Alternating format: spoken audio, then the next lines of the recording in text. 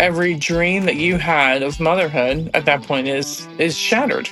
You were so vulnerable. What we knew of autism was Rain Man. And you learn it's a spectrum disorder and there's ebbing and flowing and all this other stuff. But at the very beginning, you are lost. I always heard kind of the description like they're in their own world. They're not social. They won't connect with you.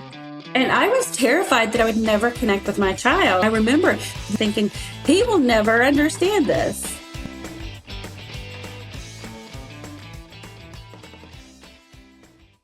Hello, everyone. Welcome to ABA Business Leaders Podcast, brought to you by 3Pi Squared. I'm April, and there is no Stephen today. It is just us ladies here. With me, I have Amanda and Melanie. They are both moms who have children on the spectrum who have received ABA at some point in their life. They'll have an opportunity to tell you more about their individual stories here in a minute. But in kind of going along with our Mother's Day theme for the month, we thought it would be great to hear from we've heard from our CEO moms, and so now we want to hear from moms that kind of represent the families that we support. So welcome, guys. Thank you. Thank you. I don't know. Who wants to go first to kind of introduce yourself and tell us a little bit about your story? April, you've known me for a long time. I'm Melanie Thurston. My daughter, Caitlin, is 24 years old. She has severe regressive autism. When she was first diagnosed, she was between a level 2 and she was moderate to severe. Of course, she's 24, and so she was diagnosed at 3.5. Now she would probably be I would say she would be considered level 3. We haven't had her reclassified. That sounds terrible to say it that way, but she'll never leave home. She requires maximum assistance with, being able to get anywhere. She can do some of her own self-care, but when it comes to putting together food and meds and stuff like that, she's very dependent on us. So she would be considered, based on what the classifications are now, she would be considered a level 3. Our ABA therapy was obviously many years ago, but I still remember some of the experiences very vividly.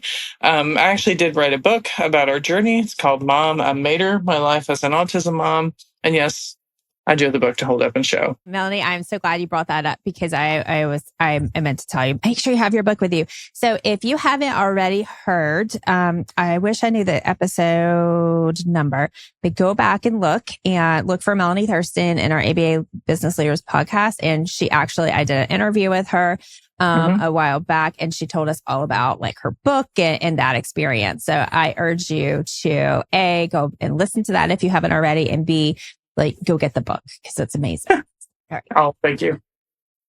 It is on Amazon. Just a shout out for the link there. So to make life easier, it is on Amazon. So you can order it that way. We will have the link in the show notes as well. So it'll be easy just to scroll down there and click the link. All right, Amanda, tell us a little bit about your story. So I'm also an autism mom.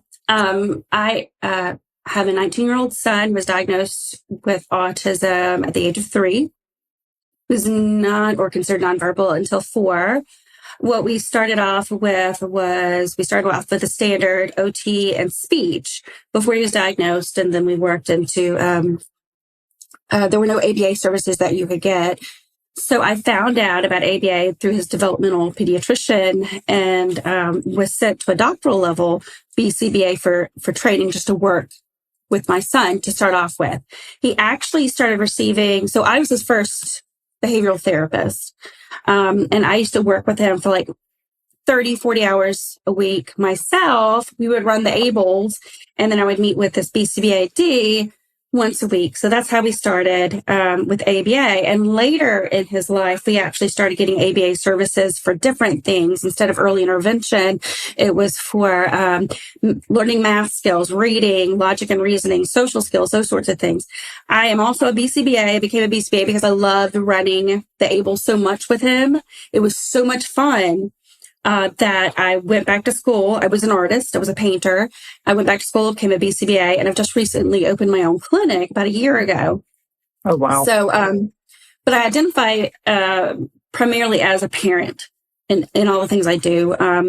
My son is a joy. He's hilarious. I was told when he started speech that he probably would never speak.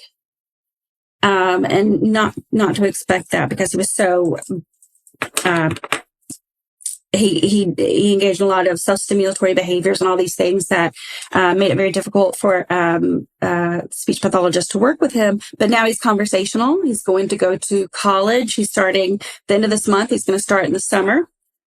But that took a lot of hard work. But he's such a charming, lovely person. That's Thank awesome. you for that intro. Yeah, look at you, both of you.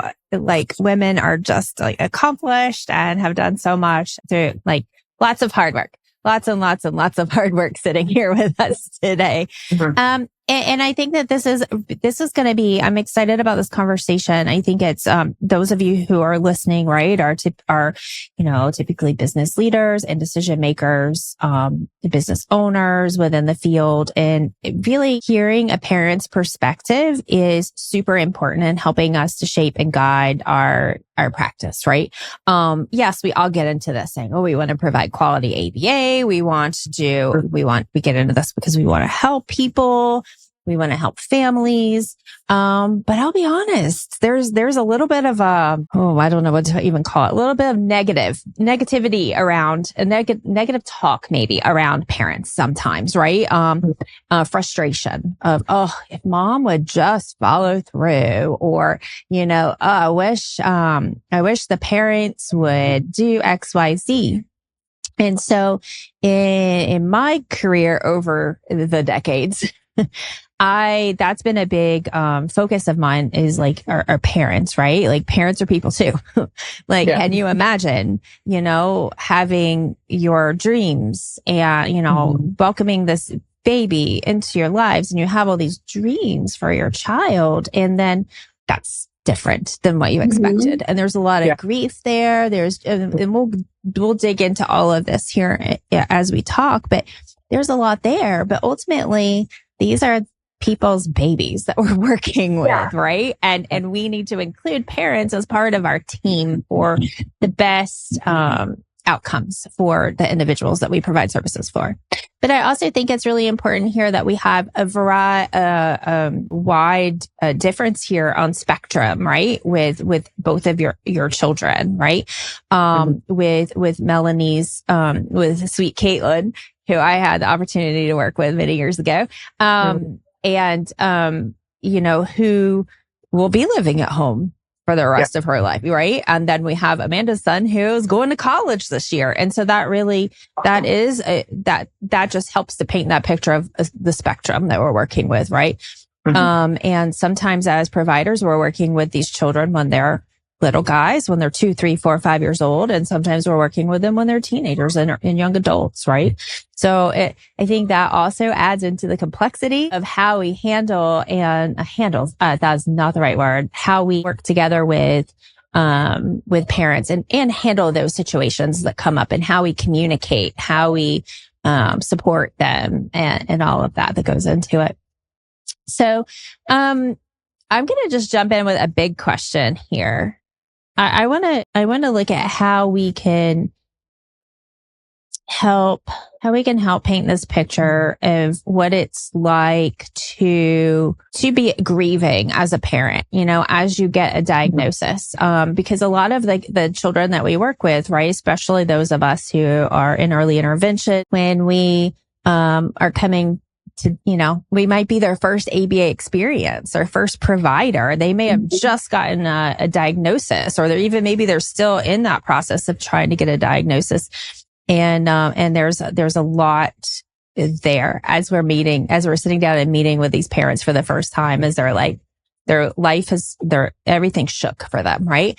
And they're not quite sure what to expect. And there's some overwhelm and some grief. I don't know I know this is deep. I know this is a really hard thing to talk about, but I didn't know if you guys would be willing to share what that feels like as a parent. Yeah.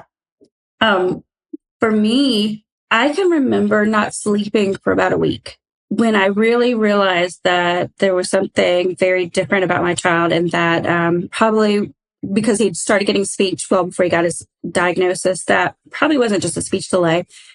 and my hair started falling out. And then you realize that you're not able to connect with other people very well because other people who have kids will be able to tell you what their kids are interested in. And I just realized that I couldn't really. My son was interested in his fingers. He liked his toes. And I remember feeling so isolated, and I felt sick because I did not know what to expect.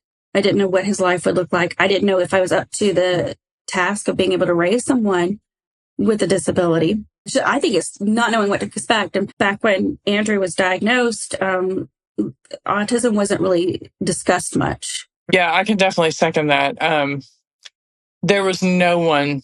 We knew not one person that had a child with autism, and our story is a little bit different. Caitlin was neurotypical. We use the terms neurotypical, neurodivergent, but she met all of her milestones until she hit 12 months, and this is my story. I always kind of brace myself when I tell this story, but she got her vaccines that day. She got the MMR, and she was vomiting and lethargic within 30 minutes once we got home from the doctor's office. We called the doctor and, oh, this is no big deal. This happens sometimes. We got brushed off. And then later that night, she had a fever. It was 105 is the highest that our thermometer went to. I was not going to use a rectal thermometer to double check. Let's see if it's any higher. She was already projectile vomiting, and we called the doctor, and the doctor said, oh, this happens sometimes, cool her down, tepid bath, blah, blah, blah. And it was within about 2 to 3 months after that. And my husband, Frankie, is April, my husband, Frank, as well. But so our story is a little different. She was meeting all of her milestones. She was walking. She was chatting a little bit, and then all of a sudden she wasn't. And I look back at that time now, and number one, I kick myself for not being more vigilant, for I guess not wanting to see what I was seeing. I'm a nurse. I'm a CVICU nurse. I'm not a pediatric nurse. But because of my background, I just didn't want to see what was right in front of me. And Frankie was the one who was saying, there's something wrong. There's something wrong. And yes, we did use the term wrong, but it wasn't until about 18 months that I started really seeing it. And then by the time Erica, my second child, was born, they're 20 months apart. I look back at the pictures now and I think, how in the world did I gloss this over? But I just didn't want to see it. I didn't want to see it. That was the biggest thing with me, was just this huge state of denial. But then when I really sat down and looked at her symptoms in my peds nursing book, I remember just sitting there and just weeping, heartbroken, knowing what was going on, knowing 100% for sure. And that meeting with the doctor went a little after she turned 3, and I put it in Caitlin's book, but that the doctor sitting there after we had repeatedly come to him and said, there's something going wrong. There's something on. Can you just take a look at Caitlin? Can you take another look? And because we kept bringing the concerns, and she kept blowing us off. And I remember that doctor's appointment so vividly when she said, well, she has a lot of the signs of autism, but I'm sure you knew that. And it is only by the grace of Almighty God that I stayed in that chair. Because if I'd been able to get up, I'm sure it would have been a very different picture. I would still be in prison, orange jumpsuit, whole 9 yards, all that. But the sense of loss, the sense of loneliness, the sense of, like you were saying, April, every dream that you had of motherhood at that point is shattered. And you were so vulnerable, and people would say things, and, Amanda, I know you can probably speak to the same experience. People would say things, and, they're trying to be kind. They're trying to be kind. But the things that they would say, you're like, oh, my sweet Rose of Sharon, did you really just say that? Did that come out of your mouth? Trying to be comforting. But, we were just alone. We were alone. It is incredibly isolating. And it wasn't like we didn't have anyone I mean, we were all just clueless. I mean, when Caitlin was diagnosed, I've looked back at the year, the diagnosis rate of autism when she was diagnosed, she was 3.5. So it would have been 2005-ish, was about 1 in 200. So, and what we knew of autism was Rain Man. I mean, honestly, that was what we thought of and that's what we knew. That was our starting point. And she didn't, of course, act like Rain Man, and then you learn it's a spectrum disorder and there's ebbing and flowing and all this other stuff. But at the very beginning, you are lost. I mean, you are lost. Yeah. And for me, I always heard kind of description like they're in their own world. They're not social. They won't connect with you. And I was terrified that I would never connect with my child. Like we had started this quarter collection for him for the state's quarters. Remember those? Yes. And my mother had started those for him. She started them for every single grandchild she had. And I remember the feelings, the thoughts you have staring at the collection and thinking, he will never understand this. Yeah. Look at I was so upset over the quarter collection. I thought he was going to live kind of parallel to me, parallel to the world, and never be a part of it. And that was what was terrifying. We just didn't know. And of course it was, we started ABA therapy. We started actually in-home therapy. It wasn't formal ABA, but we had early interventionalists and before she was even diagnosed, because when our doctor actually did start to pay attention, hallelujah, we actually did start with some home therapy. We got in with our DDSN board and we started with speech therapy with some occupational therapy in the home. She was just classified as a speech delay at that point while we were waiting to get the actual diagnosis. So we at least did start with some things before she was formally diagnosed at 3.5. And I'm very, very thankful for that. But it was in the home, and I can't say enough for the early interventionalists who came in. This is not, I'm a cardiac nurse. Give me all things complex, heart, cardiac, all that other good stuff. I will roll with that all day long. That's my comfort zone. A child who was able to talk and suddenly couldn't talk was not at all my comfort zone. And, and it was also at a time, unfortunately, and this is another big thing too, life doesn't stop just because autism is there. This is another thing that I've told my patients at work and their families is life doesn't stop just because someone's in the hospital. Life doesn't stop because you get a diagnosis. Everything else goes on. And whatever else is also going on in the background is there too.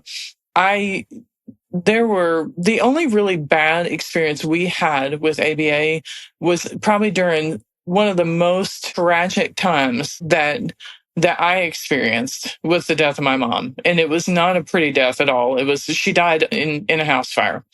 I had to deal with all that while I was going to work, while we were doing ABA therapy.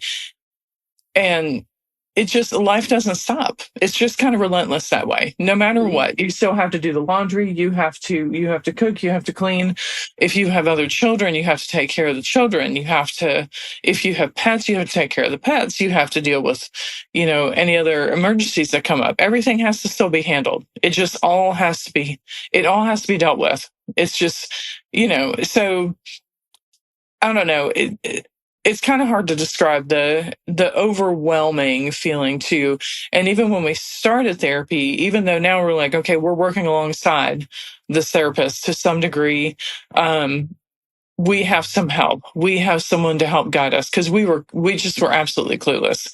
I'm just thankful that we had services within a couple months of the doctor paying attention to us, that we at least had something to start with. We at least had some speech in it, and we could at least begin the process of seeing what we could do to help Caitlin.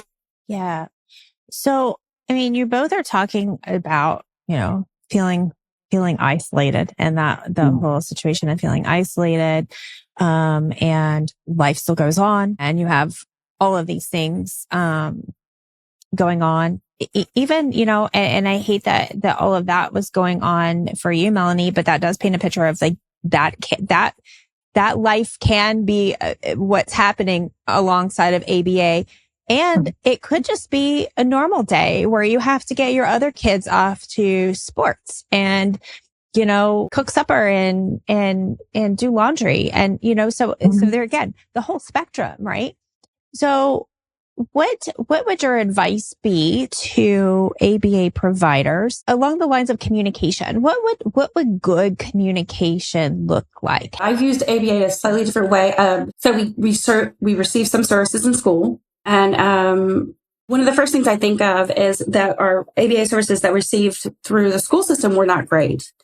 And the first thing I would like for BCBAs to consider when you're working with a family is, even if you feel like it's the parent's fault, that whatever's going on with the program is the parent's fault, do not put that in writing and don't tell the parent, even if you feel that that's the parent's fault. Because if there is a disconnect between the parent and the therapist and the child, that may be a big function of how the therapist is putting together the program. Also, it's depressing. If you can't, I've seen this in a lot of treatment plans that I've seen other BCBAs write over time, where there's this clause that it puts everything on the shoulders of the parents and basically shames you a little bit in the treatment plan. Don't ever do that. Even if it may feel real, don't do it. It's not the parent's fault. What we need to do, if it seems like there is drift, if the parents aren't getting it, that means there's a communication issue.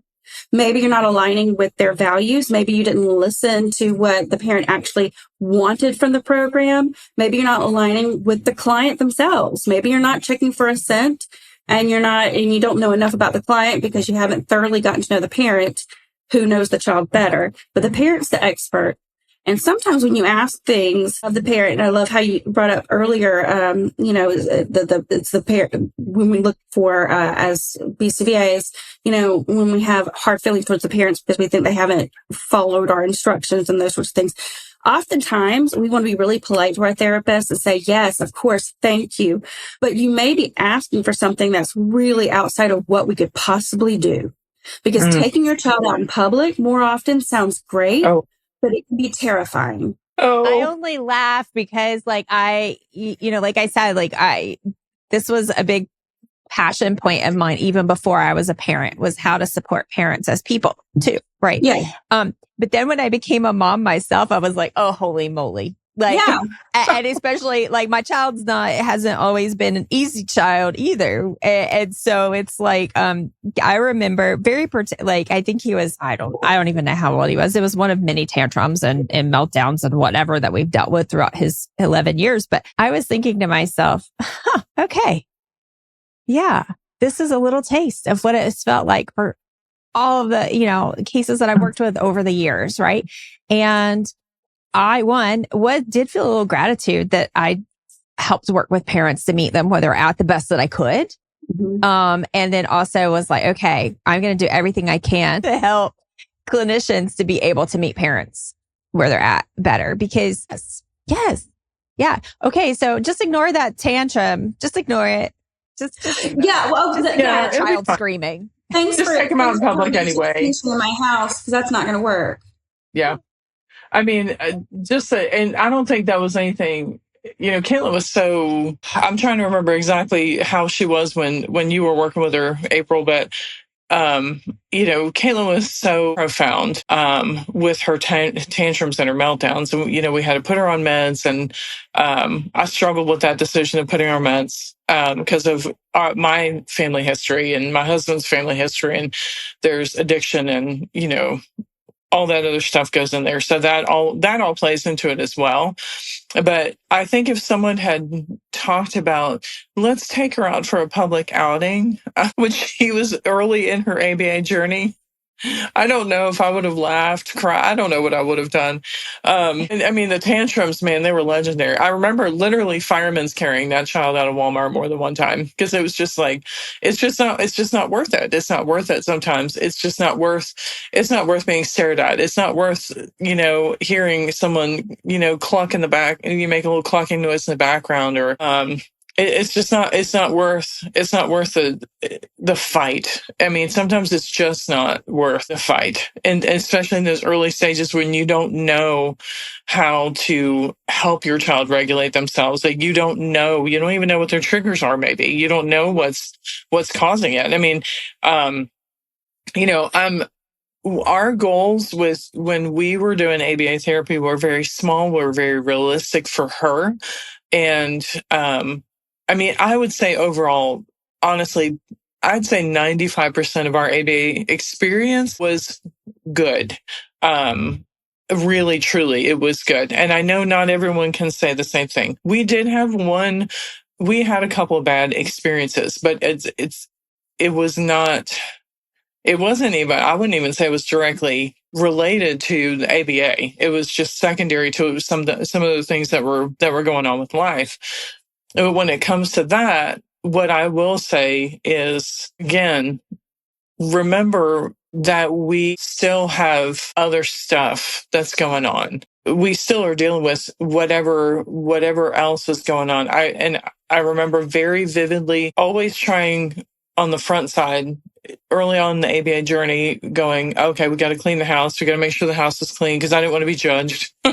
I didn't want someone to walk in and say, oh my gosh, our house is dirty. And honestly, that was actually what ended up happening later on. As we got further along in the ABA journey, we kind of relaxed a little bit. We're like, you know what, this is just life. This is where we are. And that was actually one of the things that we found out that happened was it was said that, oh, their houses, they always have dishes in the sink and stuff like that. And that was one of the things that was mentioned. I don't know how to, like, how do you process that when you feel like it was someone that you trusted that's taking care of your child and you found out they've been, making nasty comments about your house behind their back. They'd be out of there. Well, they were already on their way out, and we didn't realize that was happening until the next therapist came in, and very innocently said, "Oh, this isn't what I expected." And you could tell it was really off the cuff when she said it. And I said, "Well, what do you mean?" And she said, "Oh, it was just commented that the house is always, that the house is always kind of not unclean, but cluttered or whatever. If felt like there was always stuff going on." I am a night shift nurse. I've been a night shift nurse for almost 29 years. I've done nights ever since I started at the hospital I'm at. And when you're in a situation, I'm been the breadwinner for the past 29 years, and night shift was the schedule that actually worked out better for us because I felt like I was able to see my kids more before I went to work. That I had a little bit more time with the kids. But unfortunately, when you've got someone who's working night shift and you're trying to basically also, now we're doing 40 hours of ABA therapy a week in the home. And then we're trying to keep up with another child and keeping up with everything else. How do you manage to do it all? God bless my husband, really, truly, God bless my husband that he did not, I don't know how he didn't lose. I honestly don't know how he did not lose his mind over the years with all this mess. But yeah, so I think, Amanda, we will add that to the list of things to not say. Do not say that it's the parents' fault, right? Yeah. Or allude to that in any way. Do not comment about the cleanliness or messiness of a home. So, to build on that, like what advice do you have, Amanda, as far as like, some maybe even some more what not to do or what to do instead, right? How can we show up and show that the parents are safe and and can feel heard and respected and included? Because I really think those are the big pieces that make a great team for the child. Is if the parent is part of the team. They're the expert. I mean, just a really good interview, and the interview process is ongoing because it's going to change over time. What the people need, what the learner needs, it changes over time. The environment in the house, what's going on with the family, it changes over time. Keep that open, but ask the parent if you notice that something's too cluttered in the home for a specific session or something like that. You could always or I would just ask the parent if they would be interested in just one designated therapy area and not mention anything else, and tell them what you would like in the therapy area. I would like a table, 2 chairs. We'll have our stuff in a box right here, and just so they don't get distracted. But I cannot imagine that any RBT or any therapist or BCBA like making any negative comments about a messy house. Everybody's house gets messy, and it's cruel because you've got so much on your shoulder. Your only job there is to provide a service for this child and for the family. That's it.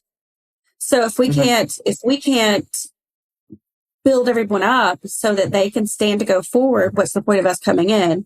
I like for parents to feel that they're in control, because they are, because when the therapist leaves their life, the parents are still with their child. If I can't fulfill what the parents need, then we have to resolve that, because it's not about me. It will never be about me. It's not even about ABA therapy. And for the most part, most of my experiences with ABA has been amazing. It turned my life around. It gave me purpose. It allowed me to connect with my child, which is all that I wanted. But I chose my BCBAs, and I chose my BCBAs for specific things like teaching my child how to read. We went through a learning lab for reading and did fluency, and teaching my child logic and reasoning, these things. And they would assess but there was always a dialogue with me. And I don't know if it was because I was a BCBA, but I think these people really respected parents, what we wanted to see, what were our goals, and if something wasn't working, what we could do differently. But you do feel pressure as a parent, even with a really good therapist, to agree to stuff sometimes when it's not going to work at all. So being able to read that, figure out as a therapist, is this parent just going along with it because I'm bulldozing over them? And I do a lot of assent-based interventions. So I look for signs of withdrawal in my clients, but also with the parents. Like, are they just, has their demeanor changed? Are they still comfortable? And do they feel free to contact me and tell me? Because if people don't feel free to talk to me about what their concerns are, that's on me. I didn't make them feel like they were welcome to. So that's really important as a therapist. As a parent, I always hop in and whenever I can, I let people know what works, what couldn't work. But I've been very lucky in the behavior analysts that I have chosen. And one of the first ones I worked with when Andrew was in 8th grade, it was during COVID. It was the best opportunity for us because we homeschooled, and I contacted a BCBA that was really well known for tutoring. And she did a lot of precision teaching, and she started training us on it. That was where the real concept of assent came up. And I loved that. I absolutely, it opened my world, and made my child much happier. Even as a BCBA, I didn't know how to make him as happy as when I could gauge whether or not he was buying in. Okay. So if you're a BCBA and you're having that initial interview, but also the ongoing relationship as you're communicating back and forth, as you're listening, as you're asking questions, what are some questions to ask that would help understand a family's values, a family's culture? Because even if you walk into a family's home, and we're kind of really talking about in-home here, but it's same with a clinic, right? Because there's a different set of issues and barriers and skill sets needed for a clinic too, because then it's like, how do you bridge that gap between home and the clinic too? There's that part too, right?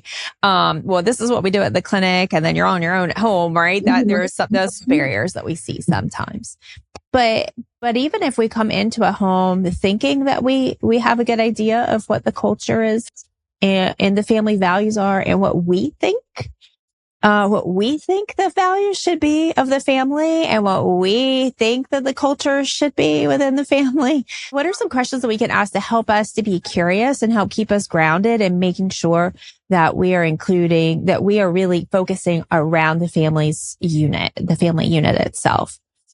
So a behavior analyst that worked with Andrew a few years ago gave me a really great resource, which was Israel Gold Diamond has a questionnaire for parents. It's an on guided It guides you through the questions you need to ask parents. And one that really sticks out to me is finding out what kind of things that the parents like to do as a family. What things does the family like to do? And how can we tie in goals for the child with what they are interested in? So the child can be part of the family. And then you'll have better buy-in with the parents, and the child gets to, connect with the family and those sorts of things. But that parent questionnaire is really helpful. It's a guided interview. You get the parents to say, think about what would a really good outcome for this be for you? Can you think about it? And you can tell them it's hard to say on the spot. So just really think about it. Mm-hmm. Think about it and come back to me. I want to know. And it's going to change over time. Also, getting the parents to write down when things are going well and what's going on, kind of journal. That's also helpful if the parents want to do it.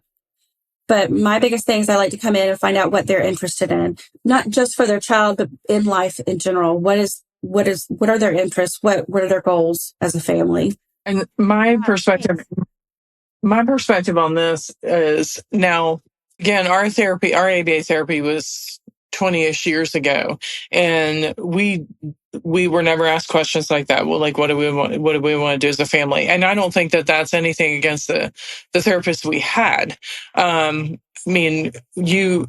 The people that we had, by and large, were wonderful. But I think that was something new that came along, is that inclusiveness and asking the parents what their goals were. I think if you had asked us at that moment, what are your goals? We would have been like, well, we don't want her to hurt herself. That would have been probably the biggest goal we had.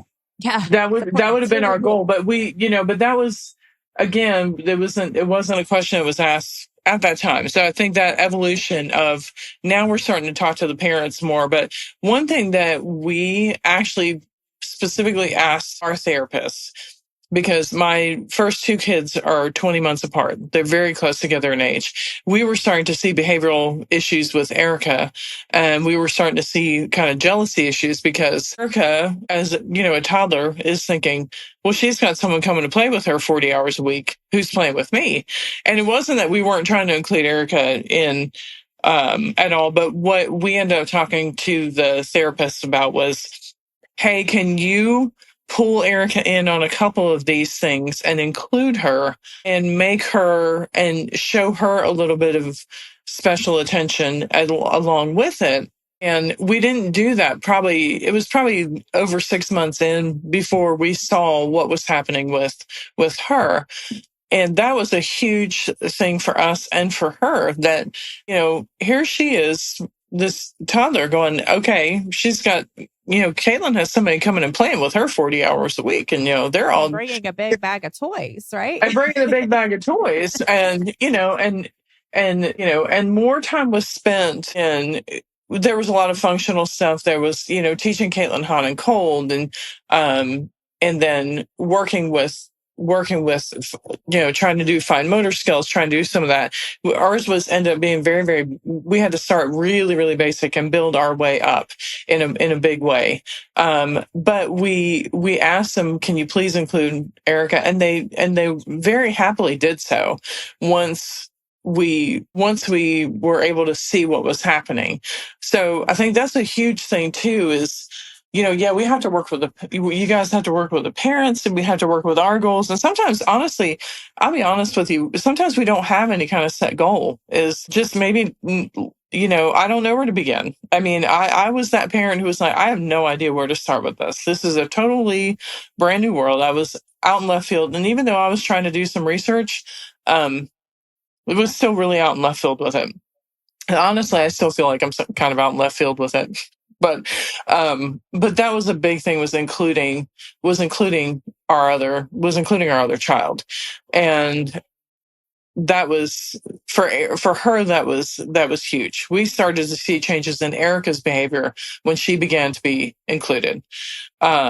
We were not seeing as many of the tantrums that she was starting to, because unfortunately she was actually learning some of these behaviors from Caitlin, because she saw that Caitlin got a response from those behaviors, And so she started to pick up on some of those negative, what we would consider negative behaviors. I mean, nobody wants to have their child throw tantrums to get their way. I mean, nobody wants that. And Caitlin was not doing that. Her tantrums were stemming from not being able to handle her environment, from not being able to what wasn't processing white noise, what was the source. As she got older, yeah, she had some legitimate I want my way kind of stuff. But when she was younger, it was not that.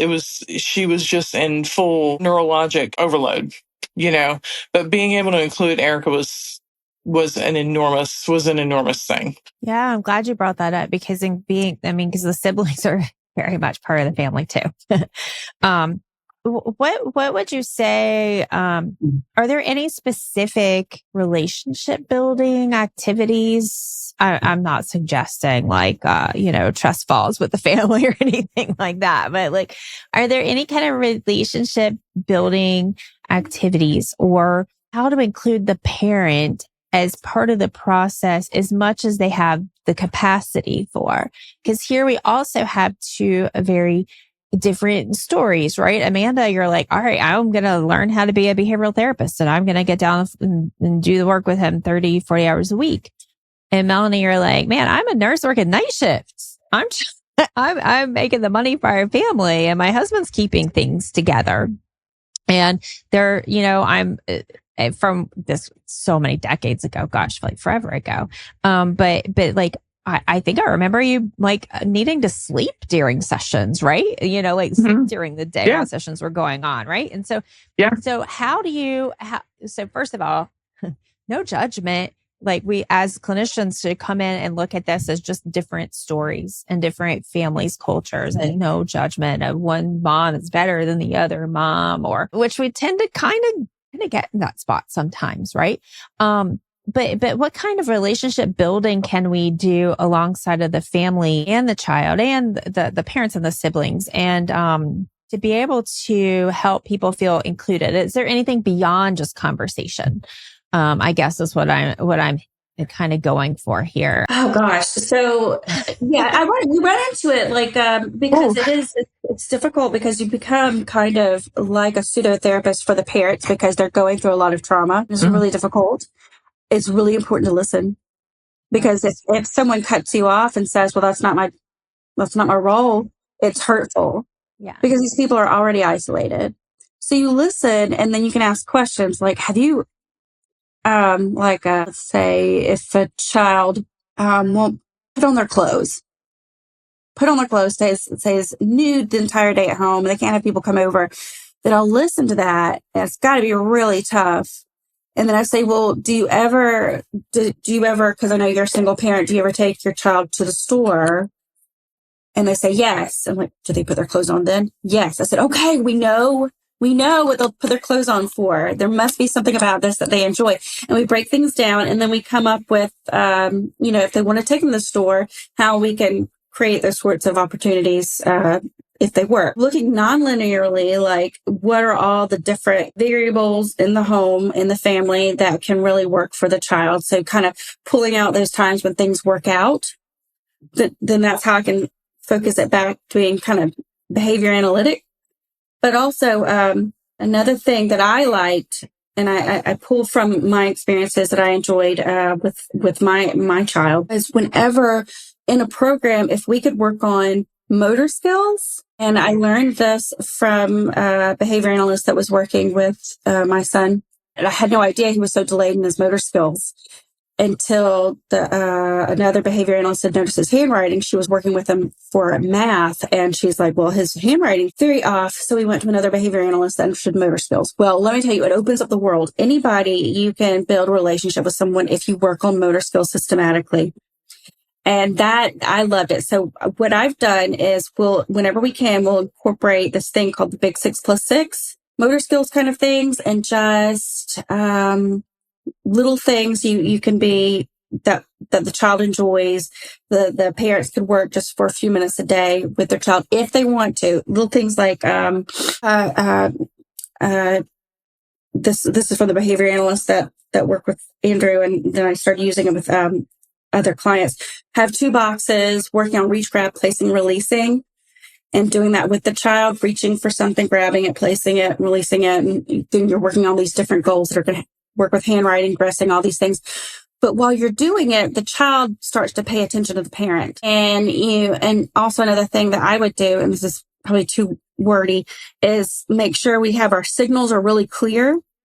So when we're working together with our kid, we have a specific signal where we're about to start and when it's over. And it's brief, kind of loops where we play, then we work, we play, then we work. But I always, ever since this one behavior and also work with my son, I like to start with motor skills.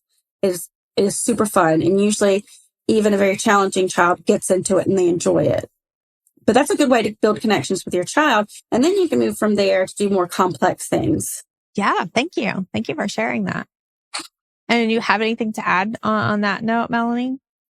I don't know. It was, like I said, it was a really, really hard time. And there was, in our situation, because of the complexities with my family and all that was going on at the time, there was a lot that I didn't say, that I didn't talk about what was going on with my mom. I didn't talk about, I was pretty much gone the entire month of July in 2007. I was in many ways, I was kind of gone.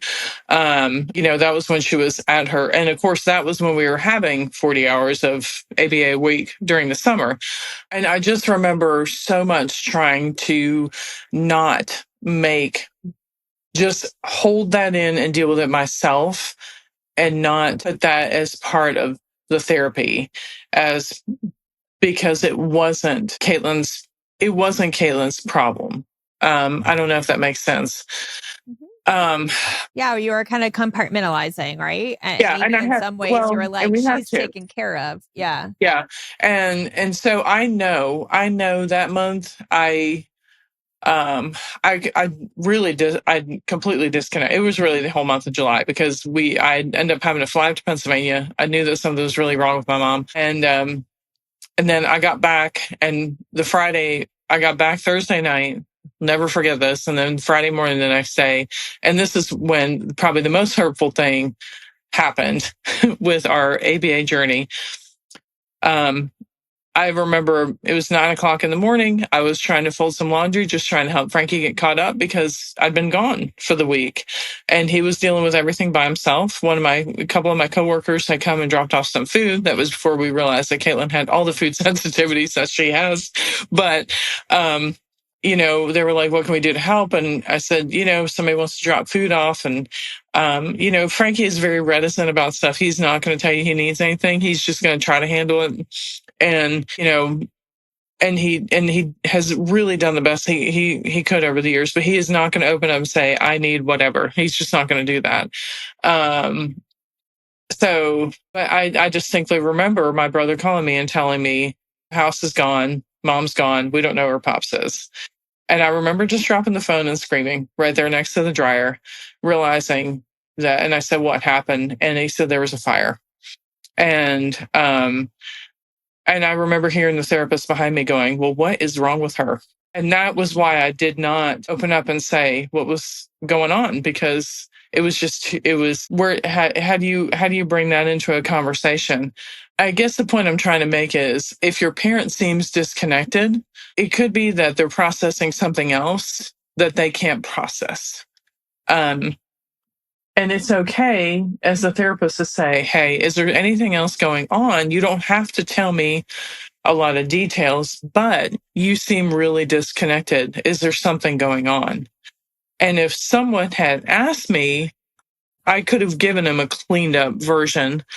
And I'm not blaming anyone. It's not that.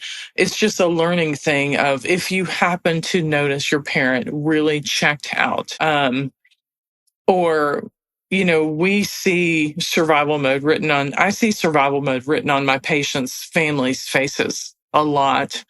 And being able to tell them, listen, it's okay for you not to be at the hospital 24/7. If you got to go home and feed your dogs and do that, or you know what, if you just want to go for a walk and do nothing or whatever for a little bit. But if you happen to see your parent who had at least been somewhat involved and asking questions, whatever, and if you see them completely check out, just ask them, is there something else going on?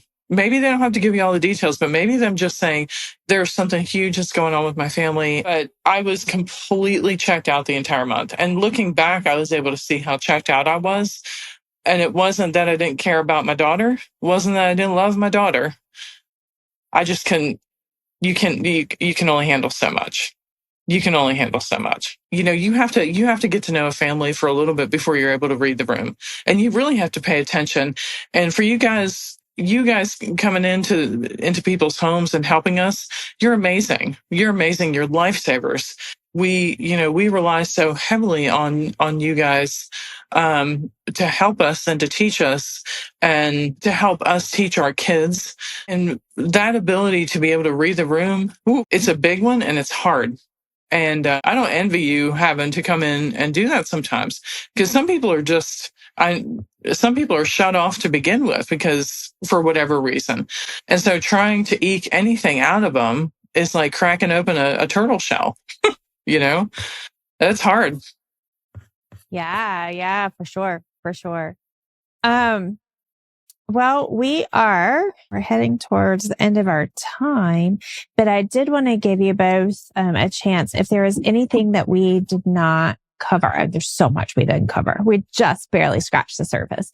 And like I like to say, for a lot of our podcasts, we're just getting the conversation going, right? So I would like to challenge those of you business owners, business leaders, decision makers out there to take a step back and think about your policies, think about your day to day, think about your staff training, or BCBAs too, right? Sometimes we just think of staff training for RBTs, but BCBAs too. And how can we support our staff? How can we show up within the values and the missions with a mission of our companies, but to make sure that we're including the education of how to show up for parents and how to support and all the things that we're talking about today.